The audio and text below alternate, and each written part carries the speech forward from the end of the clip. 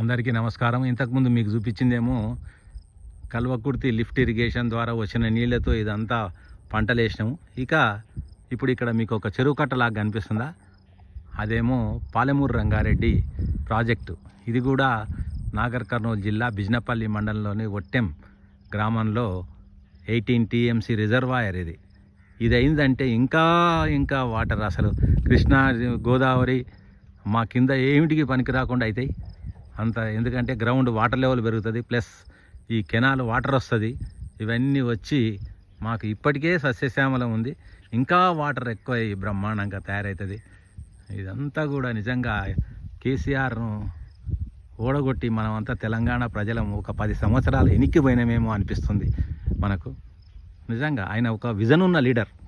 అంటే రేపటి ఎట్లా గడుస్తుంది అని కాదు, ఒక 50 ఏళ్ళ తర్వాత మనిషికి ఏమవసరము, అప్పుడు అవసరానికి తగ్గ వాటర్ ఎట్లా కావాలి అనే ఒక విజన్ కేసీఆర్ కానీ కేటీఆర్ కానీ ఒక విజన్ ఉన్న లీడర్లు.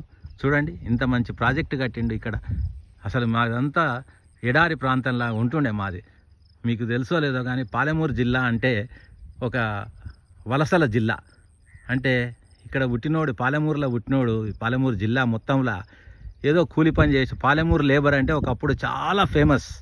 కానీ ఇప్పుడు కేసీఆర్ సార్ పుణ్యమా అని వేరే రాష్ట్రాల వాళ్ళు మా దగ్గరికి వచ్చి లేబర్ పని చేస్తుర్రు.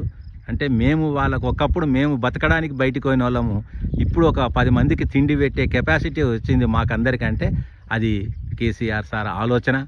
ఆయన ఫ్యూచర్ ఎట్లా ఉంటుంది అని ఆలోచించి చేసిన పనుల వల్లనే ఇదంతా సాధ్యమైంది. నిజంగా కూడా ఆయన ఒక విజన్ ఉన్న లీడరు. అదేవిధంగా కేటీఆర్ కూడా నిజంగా కూడా చెప్పాలంటే తండ్రికి దగ్గ కొడుకు. ఆ విధంగా ఈ విధంగా మొత్తము ఇంతగానం నేను ఎందుకు పొగుడుతున్నా అంటే, మాకు నిజంగా ఇట్లా మేము కలలో కూడా ఊహించలే ఇంతటి మాకు కెనాల్ వాటర్ వస్తుంది, మా జిల్లా కరూరు జిల్లాకు కెనాల్ వాటర్ వస్తుందని ఎన్నడూ కూడా ఊహించలే.